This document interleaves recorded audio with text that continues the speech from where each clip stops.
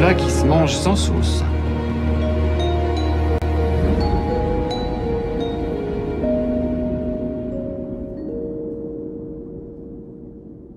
Suite à ma dernière vidéo de dépose d'un train arrière sur une traction, j'avais fait apparaître des piges de réglage. Et du coup, à la demande générale de l'un d'entre vous, je vais essayer de vous communiquer les cotes de ces fameuses piges de réglage. Là, j'espère qu'elles sont bien en vue.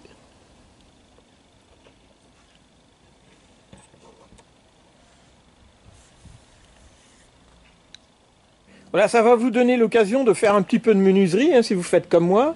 C'est-à-dire que vous prenez une petite planchette de bois, et déjà, pour mettre dans le trou de l'amortisseur supérieur, vous faites un trou de 16,5 mm de diamètre, ici. Et le prochain, vous le faites à 435 mm. Le prochain trou sera, lui, à houblon. Hein, il sera toujours du diamètre, c'est 16,5 évidemment, puisque c'est là où va se fixer l'amortisseur. Il faudra qu'il fasse en totalité 60 mm. En partant de l'axe supérieur qu'on avait déjà utilisé pour le premier trou, il faudra qu'il soit à 490 mm. À partir du début, on peut positionner l'axe inférieur d'amortisseur. Alors il va falloir mettre l'axe d'amortisseur inférieur à peu près dans le trou à houblon, ce qui vous permettra d'emmancher votre barre de torsion à ce moment-là dans le châssis. Et après, une fois que la voiture sera posée sur le sol, ça aura évidemment créé une tension pour la barre de torsion. En attendant de trouver une solution pour mon écrouquage endommagé, je garde mon châssis arrière en place et je vérifie le voile de ma caisse. Et bien comme ça, vous verrez comment je me désorganise pour cumuler les problèmes. Bon, quand j'avais repris le projet de remonter cette traction, en fin de compte, je vais remonter des éléments de carrosserie. J'avais pris des photos et j'avais remarqué quelque chose qui me faisait un petit peu tiquer. On peut voir sur la photo, que je vais vous montrer, que l'aile avant droite est plus haute que l'aile avant gauche. Alors ça veut dire qu'il y a peut-être des problèmes de caisse. On va pouvoir les vérifier maintenant que la plupart des éléments ont été déposés. Alors pour commencer, vu que le châssis arrière est toujours installé, je vais fixer une règle en aluminium fixée de chaque côté, de telle sorte que ce soit à la même hauteur. Ça va me créer une ligne d'horizon, la ligne de position du train arrière en quelque sorte. À l'avant, il n'y a plus le berceau, donc c'est pareil. Je prends une règle en aluminium, je la fixe sur les fixations du berceau, je la cale bien à ras de ma caisse, bien à plat sur les supports du berceau, avec des presses, ce qui me crée la ligne d'horizon de la position du berceau avant.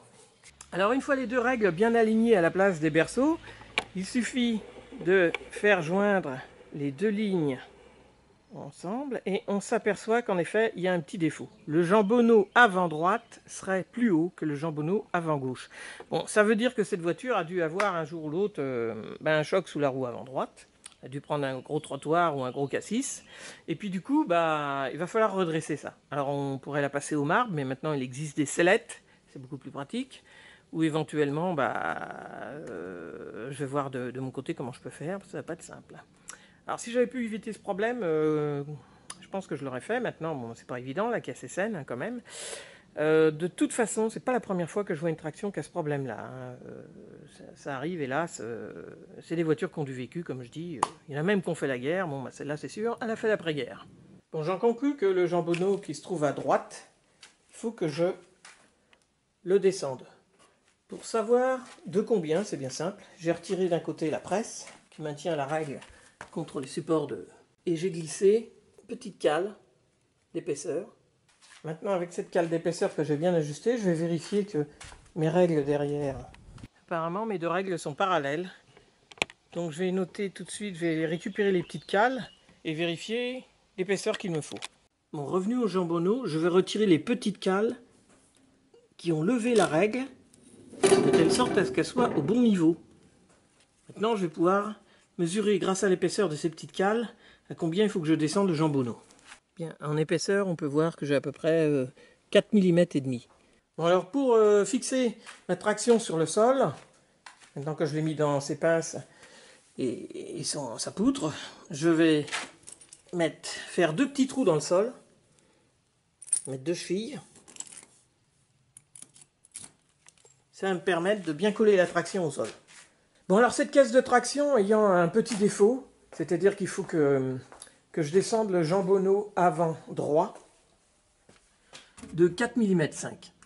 J'ai vérifié avec une règle au niveau du branchement du jambonneau où se trouve la traverse de barre de torsion. Donc là, à ce niveau-là, par contre, c'est bien parallèle avec la règle que j'ai fixée derrière. Voilà. Donc ça veut dire que ma caisse est droite à partir de l'arrière jusqu'aux fixations des jambonneaux ici.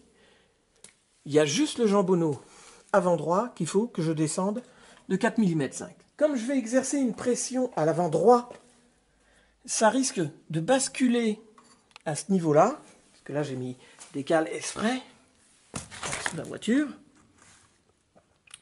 Donc ça risque de basculer, de lever l'arrière. Donc j'ai fixé l'arrière gauche au sol carrément, hein, c'est ce que je fais d'habitude, comme on fait pour un marbre, et j'avais récupéré des pinces. Donc j'ai fixé la voiture avec les pinces. Alors un bon conseil, hein, votre poutre en bois, il faut la fixer sur le sol des deux côtés. Il faut que la voiture soit fixée à l'arrière des deux côtés. Donc après, je vais fixer un panneau devant les fixations de mes jambonneaux, les fixations du châssis, du bout de jambonneau, et avec un stylo, je vais marquer l'endroit exactement où il est. Voilà, parce que à chaque fois, je vais prendre la mesure et vérifier que j'arrive à descendre de 4 mm 5.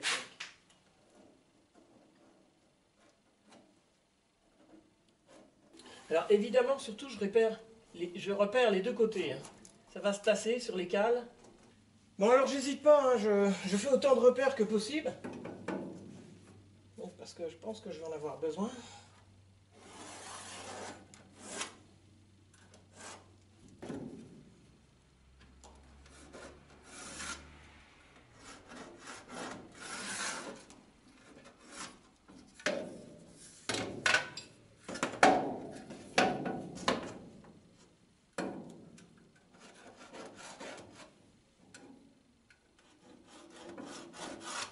Je vais commencer par un petit cric banal de voiture.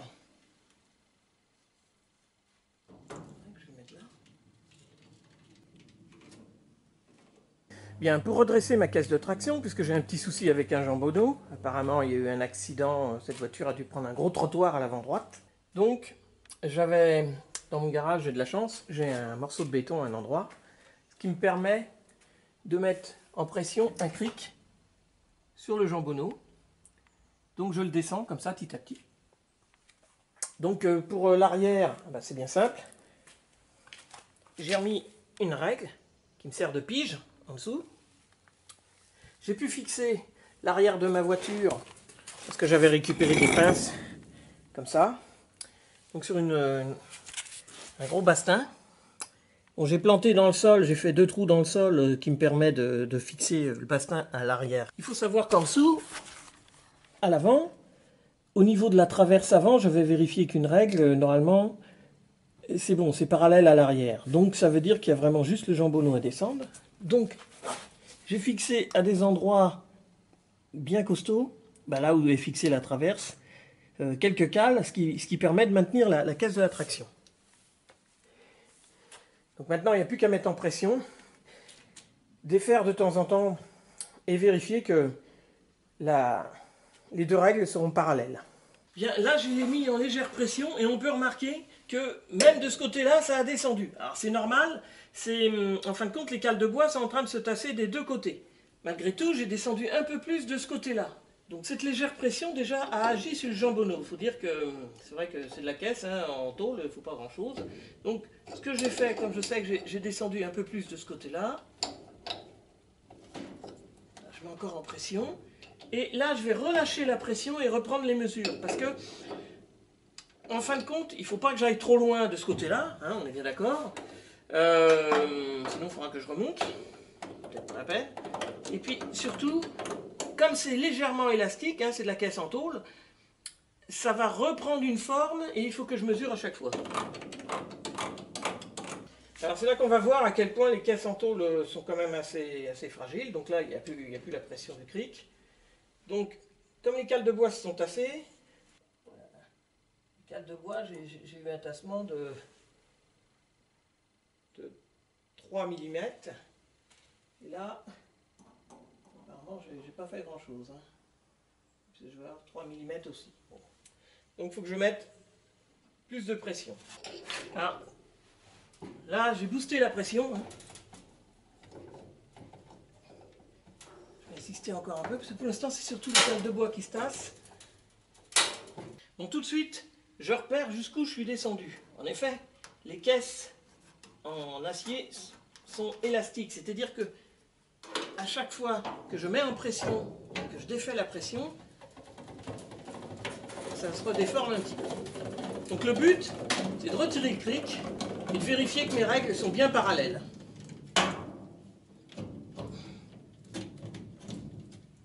Bien alors comme d'habitude, une fois que j'ai retiré le cric, je me mets derrière et je vérifie avec la caméra que les deux règles sont parallèles. Alors apparemment, il en manque encore un petit peu, il faut que j'aille un peu plus bas. Comme on est bien d'accord, je ne suis pas descendu assez bas la dernière fois, je recommence. Je remets en pression mon jambonneau avant droit avec le cric. Je vais redescendre au même endroit où j'avais mis la pression la dernière fois. Je l'avais repéré au stylo bille. Et je sais que c'est pas assez, qu'il faut aller plus loin. Donc, hop, je vais mettre 5 mm de plus. Voilà. La pression se fait sentir. Alors, je vais répéter cette opération autant de fois qu'il faut pour que la caisse revienne au bon niveau. Donc là, je vais repérer tout de suite au stylo ce coup-ci à combien je suis descendu cette fois-ci. Donc ça va être mon deuxième repère. Alors là, c'est mon deuxième repère. Jusqu'à maintenant, ça fait peut-être 5 fois que je recommence cette opération. Il faut bien savoir qu'il faut passer du temps. C'est assez délicat. Donc le temps n'a pas d'importance. Hein. On se fait une traction, c'est une voiture de collection. Ça se répare pas, ça se restaure. Donc on prend son temps. Alors je relibère une nouvelle fois le cric, le jambonneau, vers de la pression. Voilà. Donc le jambonneau, c'est cette partie-là de la voiture. Hein. Ça s'appelle un jambonneau sur une traction, parce que ça ressemble à un jambon, tout simplement, un jambon. Ouais. Bon, une fois que j'ai retiré le cric sur le jambonneau, la règle avant qui est là, il va falloir que je prenne du recul. Il va falloir qu'elle soit parallèle avec la règle arrière qui est là. Donc je vais m'éloigner de la traction. Voilà, là je distingue les deux règles. Et donc si je redescends,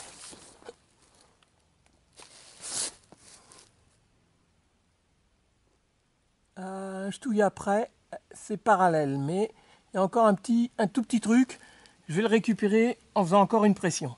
Bon, avant d'effectuer la dernière pression, il faut que je vérifie une chose.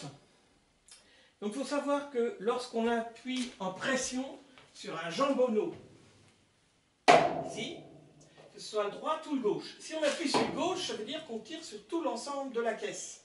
Ce qui veut dire que cette partie-là va s'écarter, partir en avant. Donc à chaque fois, il faut vérifier, en prenant un côté, d'ici, j'ai 74 et 6 mm. 74 et 6 mm. 74 cm, 6 mm. Automatiquement, je vais aller de l'autre côté et vérifier que la cote est la même. Alors, il faut savoir que si je m'aperçois à un moment donné que la cote de l'autre côté, par exemple, serait beaucoup plus grande. Donc là, j'ai 74 et 7 mm. Donc j'ai 1 mm d'écart quand même. Donc je commence à m'écarter. Bon, c'est vrai qu'elle commence à être droite, la voiture, et si je continue, ça va être beaucoup plus écarté ici que de l'autre côté, ce qui n'est pas bon. Ça veut dire une chose. En fin de compte, là, il va falloir que je retire toutes ces parties-là à remonter. Donc si je continue de descendre comme ça, je vais continuer d'écarter ces deux parties-là, en appuyant sur le jambonneau à l'avant droite. Donc le mieux pour éviter ça, c'est de retirer les cales de bois qui se retrouvent à ce niveau-là, en dessous, à l'avant droit. je les laisse à l'avant gauche. Si jamais je continue à pencher comme ça, à appuyer en pression avec les cales à l'avant droit, je vais trop déformer la caisse au niveau de la portière. Donc si j'enlève les cales à l'avant droit, ce qui va se passer, c'est toute la caisse, c'est ce qui doit être le cas en ce moment, va complètement se dévriller et prendre sa forme d'origine. C'est pas simple à expliquer ça.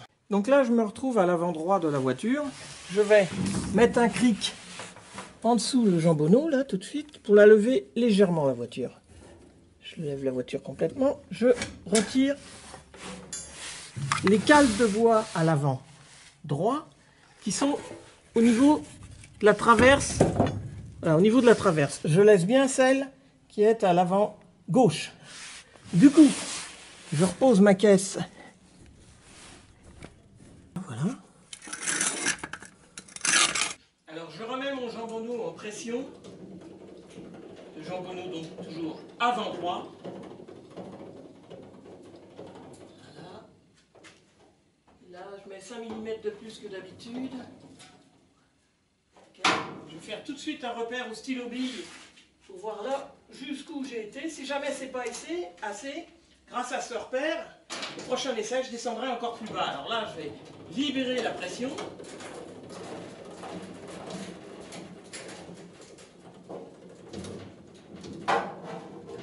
Et je vais reprendre, revérifier si les barres sont parallèles.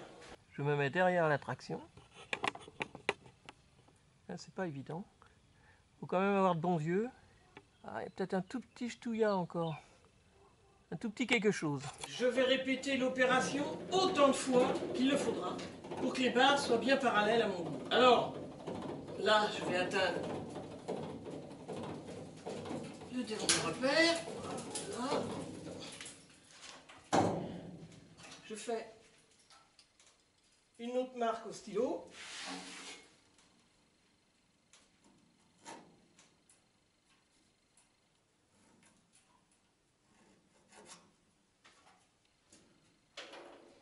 C'est là qu'on voit que ces caisses, ces monocoques sont vraiment très élastiques. Là,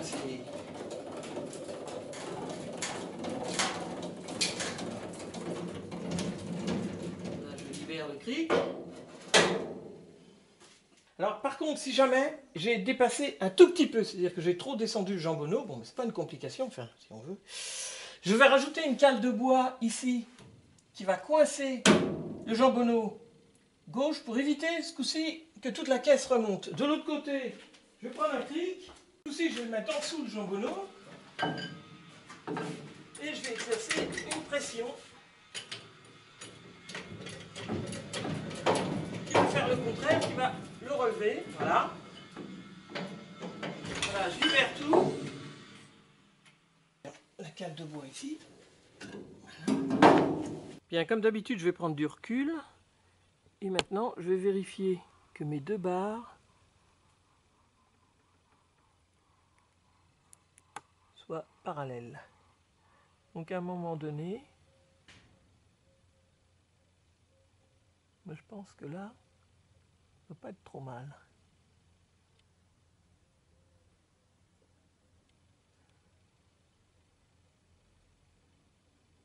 En effet.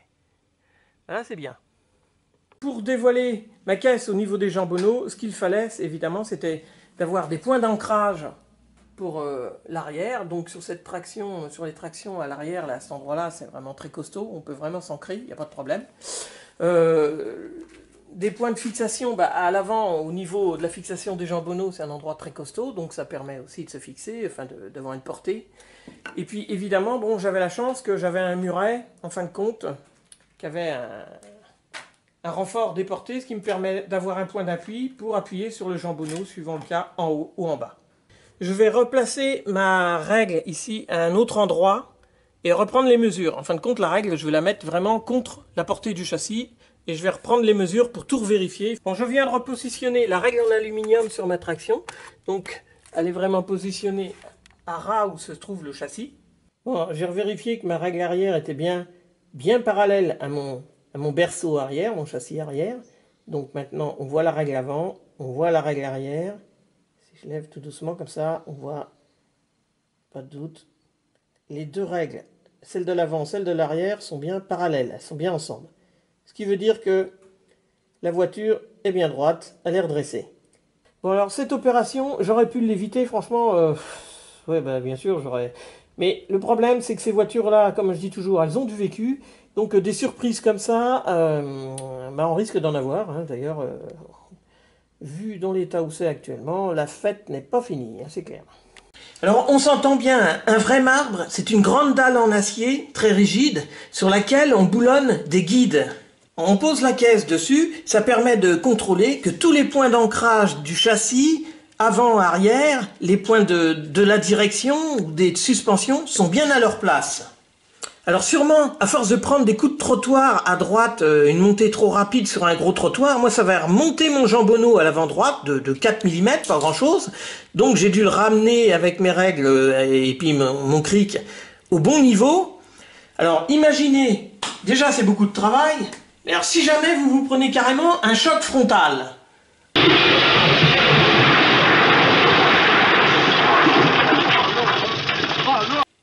Ah bah alors là, les deux jambonneaux à l'avant risquent d'être pliés carrément en accordéon. Et à redresser ou même carrément à remplacer, ah bah ça risque d'être vraiment beaucoup, mais alors beaucoup plus de travail. Alors ce qui peut vous arriver aussi...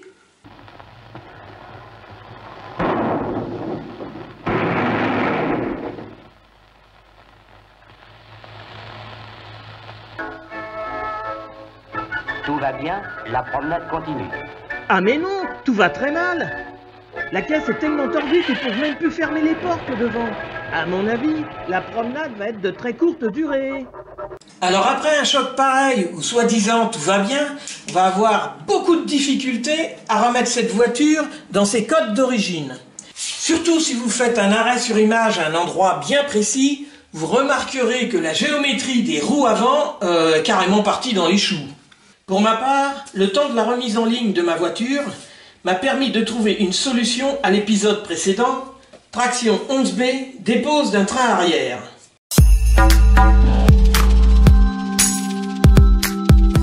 Et oui, je vais revenir dessus parce que j'ai peut-être trouvé une solution pour cet écrou. Bon alors, je vous avais parlé qu'il y a certains détaillants qui s'occupent de refaire des pièces de traction ou éventuellement qui ont même des tractions en stock, c'est-à-dire des épaves, des vieilles des poubelles quoi, on va dire, donc elles sont là, des tractions pas réparables et du coup, ils pourraient éventuellement me récupérer une de ces fameux écrous. En effet, ils doivent avoir des tractions, je pense, qui sont bien pourries, les bas de caisse doivent être ouverts, donc il n'y a pas de problème. Je pourrais leur acheter un écrou. Mais justement, à force d'en parler, j'ai réussi à me procurer un croquis, enfin des détails, des renseignements. Et du coup, grâce à une vieille carte, là, ici, à cet endroit-là, alors il y aurait ce qu'on appelle communément, tout simplement, un trou de poubelle, où il y aurait, depuis très longtemps, une traction qui est abandonnée. Donc, à mon avis, il ne doit plus y avoir grand-chose, hein, peut-être même plus rien du tout, c'est bien possible. Mais ça vaut peut-être le coup que j'aille y jeter un œil, éventuellement, pour y retrouver ça.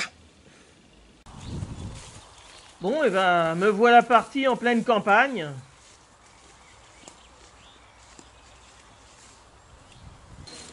Alors c'est à ce moment précis que j'ai eu l'impression d'avoir trouvé le Graal.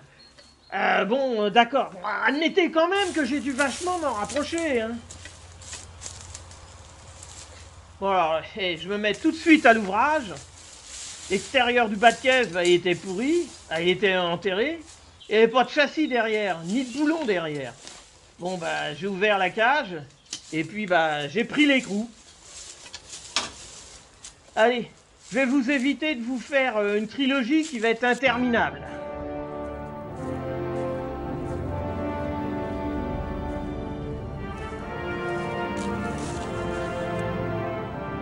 C'est sûr, hein, ça va finir par être classé au patrimoine mondial de l'UNESCO.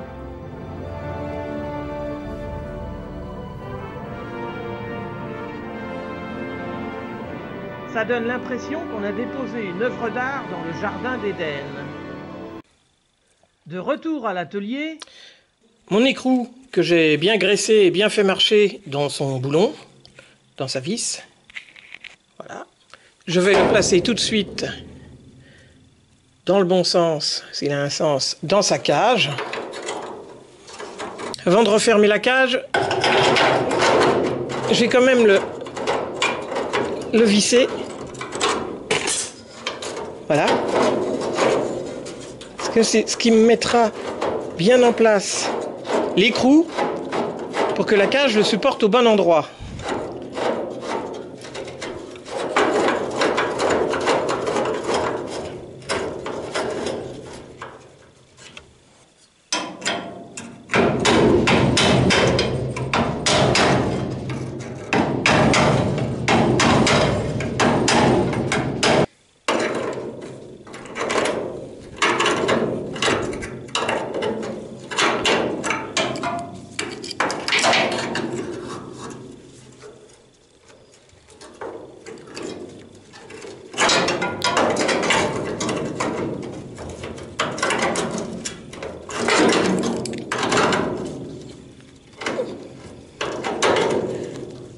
Bien, maintenant je vérifie que je peux bien serrer mon boulon avec une clé de 35.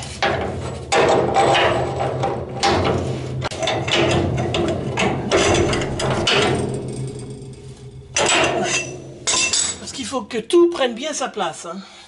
Maintenant que mon boulon est bien serré, je remets 2-3 coups de pince pour bien reformer mon carré.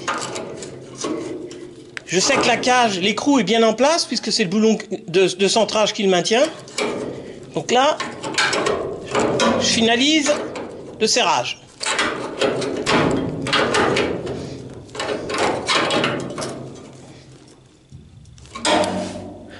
Voilà, et ben le malheur est réparé, la cage et l'écrou-cage sont remis en place.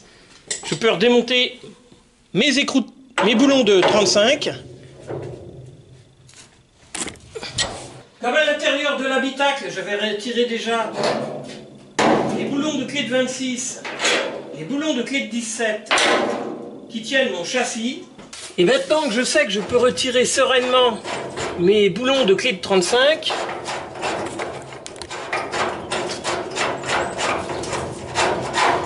voilà un.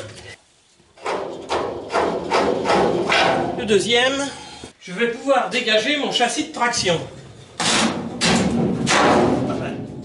Il vient pas trop mal, hein. Je vais donc le tirer par en dessous.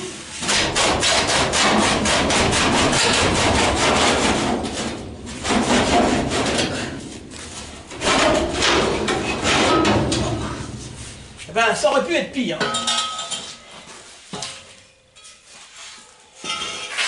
Bien, cette fois, le châssis enfin est déposé. Ces 3 vis de fixation d'un côté, les 3 vis de fixation de l'autre. Donc, en fin de compte, le châssis, j'étais pas obligé de le déposer. C'est vrai que quand les écroucages tournent, vaut mieux pas y toucher. Hein. Maintenant, là, au point où j'en étais, vu que les bas de caisse étaient ouverts, j'ai préféré déposer le châssis. Mais ça a été compliqué, hein, quand même. Alors, ce qui est positif, hein, par contre, c'est que ceux qui avaient entamé ce projet ont tout sablé. Du coup, va falloir que je retire tout le sable qui reste dans les parties qu'on appelle les corps creux. Comme là, on voit à l'intérieur du jambonneau, il y a du sable. Il y en a dans les bas de caisse, il y en a un peu partout. Bon, je vais commencer par virer tout ça. Alors, sur une traction de 1951, par contre, par exemple, là, on voit bien, au niveau des jambonneaux, les accès sont assez limités. De l'autre côté, il va falloir que je déverrouille carrément la trappe, qui est soudée. Alors, par contre, si vous avez la chance d'avoir une traction de 1955, alors vous pouvez remarquer, les jambonneaux, alors là, il y a de l'accessibilité. Surtout pour passer le mètre cylindre de l'autre côté, le mètre cylindre de frein. Là, on voit, c'est quand même mieux. Là, je vais commencer par ouvrir la trappe de visite du jambonneau à droite.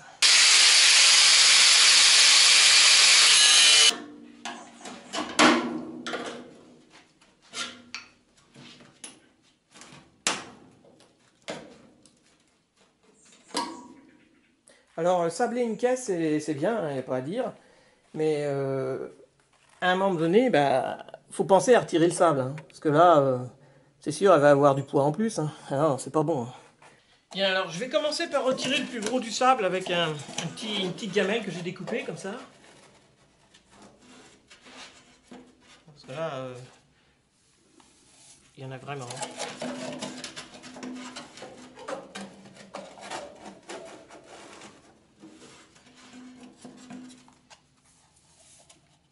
Ou alors je vais prendre une petite spatule et je vais essayer de ramener le sable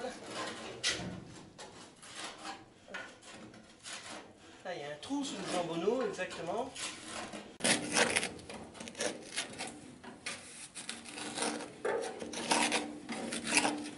J'ai rajouté des tuyaux plus souples et plus fins à l'aspirateur. Ça va me permettre d'aspirer le sable qui est dans le bas de caisse.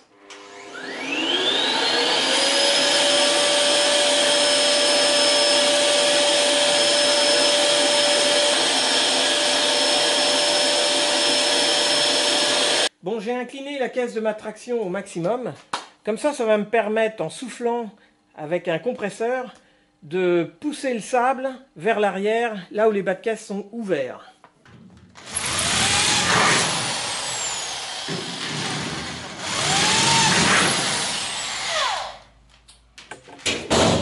Pour bien m'aider à souffler le sable dans les bas de caisse vers l'arrière, je vais percer 2 trous dans les entrées de bas de porte. De toute façon, ces trous me permettront après de traiter l'intérieur du bas de caisse avec de l'anti-corrosion. J'aurai pas besoin de les refermer, puisque de toute façon, je vais utiliser ce genre de bas de porte. Ça fait très joli, et puis ça recouvrira les trous qui me permettront de traiter mes bas de caisse.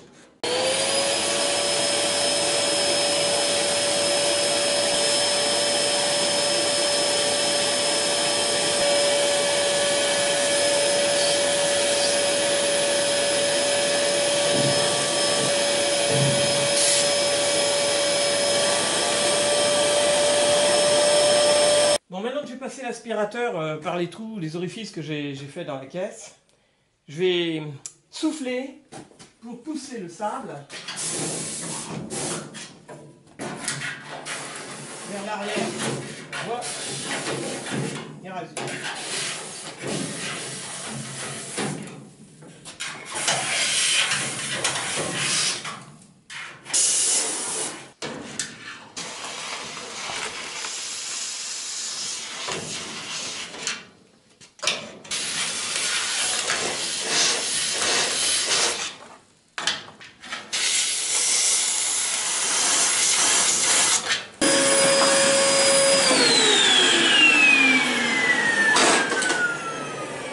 Bien, alors là, je suis en train d'aspirer le sable dans un des jambonneaux.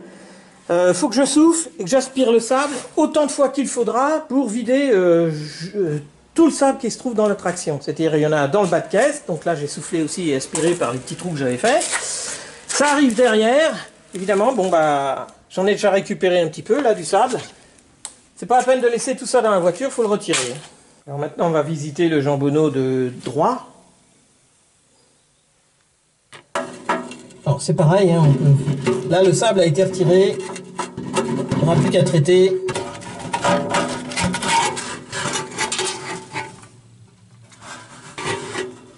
Voilà pour les jambonneaux. Bon, maintenant on va essayer de voir à l'intérieur des bas de caisse.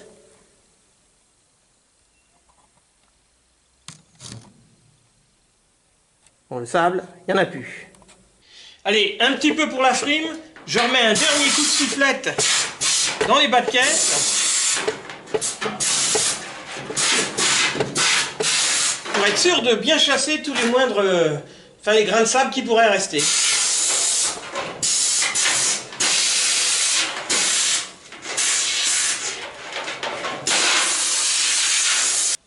Bon alors, certes, cette opération peut s'avérer longue et saoulante même, mais elle est indispensable. Il faut vraiment virer le sable qui sont dans les bas de caisse, au cas où il y a de la condensation ou de l'humidité. Ça pourrait la garder et faire pourrir la voiture. Donc pour retaper une caisse comme ça, il faut virer le sable.